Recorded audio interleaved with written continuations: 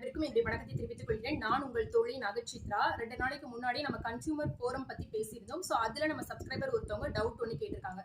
அந்த டவுட்டை தான் நம்ம இன்னைக்கு பார்க்க போறோம். சோ அந்த டவுட்டை நம்ம கிளியர் பண்றதுக்கு முன்னாடி அதுக்கு முன்னாடி கன்சியூமர் யார் அப்படின்ற விஷயத்த சட்டத்தின்படி தெரிஞ்சுக்கணும். நம்ம எல்லாருக்குமே தெரிஞ்ச விஷயம் என்ன அப்படின்னா, ஒரு பொருளை வாங்கக்கூடியவங்க, அந்த பொருளை யூஸ் பண்ணக்கூடியவங்க அப்படின்ற மாதிரி 2 விஷயங்கள் இருக்கு. பொருளை வாங்கக்கூடியவங்க எல்லாருமே கன்சியூமர் அப்படின்ற கேட்டகரி கீழே வரமாட்டாங்க. யூஸ் பண்றவங்க தான். அந்த யூசேஜ் எதை பேஸ் பண்ணி இருக்கு, அந்த யூசேஜ் ஓன் யூசேஜா இருக்கிற பட்சத்துல நீங்க கன்சியூமரா வருவீங்க. அந்த யூசேஜ் கமர்ஷியல் பர்பஸோட இருக்குது அப்படின்ற பட்சத்துல நீங்க கன்சியூமரா வரமாட்டீங்க.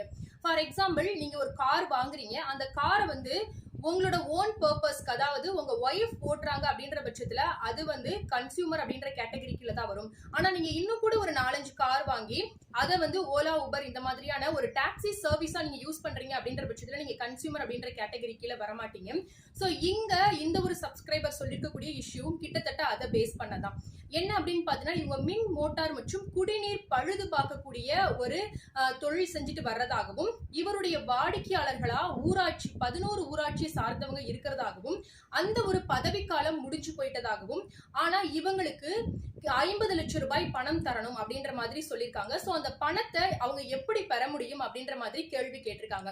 சோ இவங்க கன்சியூமர் ஃபோரம் போக முடியுமா அப்படின்னு கேட்டீங்கன்னா கண்டிப்பா போக முடியாது. ஏன்னா இங்க ஒரு கமர்ஷியல் நேச்சர் இருக்கு.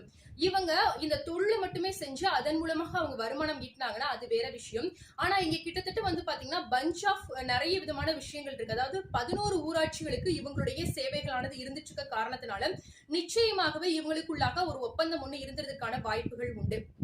அதாவது இந்த ஒரு சர்வீஸ் நான் பண்ணி கொடுத்தேன் அப்படின்னா நீங்க இவ்வளவு பணம் எனக்கு தரணும் அப்படின்ற மாதிரி அவங்களுக்குள்ளாக ஒரு ஒப்பந்தம் நடந்திருக்கும். ஒரு விஷயத்த பண்றேன் அப்படின்னு சொல்லிட்டு அவங்களுக்குள்ளாக அடிக்கோடிட்டு காட்டப்பட்டிருக்கிற எந்த ஒரு விஷயத்த ஆப்போசிட் பார்ட்டி பண்ணி தரல அப்படின்றப்ப அதை ஒரு ஒப்பந்த மீறலா எடுத்துட்டு பிரீச் ஆஃப் கான்ட்ராக்ட் அப்படின்ற ஒரு கிரவுண்ட்ல இவங்க அவங்களுக்கான சட்ட தீர்வுகளை பெற முடியும். சோ அப்படிப்பட்ட சட்ட தீர்வுகளை பெறும்போது அவங்க கொடுக்க வேண்டிய பணத்தோட அவங்களுக்கு உண்டான ஃபைனையும் அவங்க பெறலாம். சோ இழப்பீடு கோருவதற்கான நிறைய வாய்ப்புகள் உண்டு. சோ இந்த சப்ஸ்கிரைபர் பண்ண வேண்டிய விஷயம் என்ன அப்படின்னு பாத்துட்டீங்கன்னா, அவங்களுக்குள்ளாக ஏதாவது அக்ரிமெண்ட் இருக்கு அப்படின்னா அதை கண்டிப்பா பாருங்க. அந்த அக்ரிமெண்ட் போக இந்த பணம் கொடுக்க வேண்டிய அந்த டைம் பீரியட் பார் ஆயிருக்க கூடாது. அந்த லிமிடேஷனை நீங்க பாத்துக்கோங்க. சோ இந்த ஒரு பணத்தை நீங்க திருப்பி இழப்பீடா நிச்சயமாக பெற்றுக்கொள்வதற்கான வாய்ப்புகள் நிறையவே உண்டு.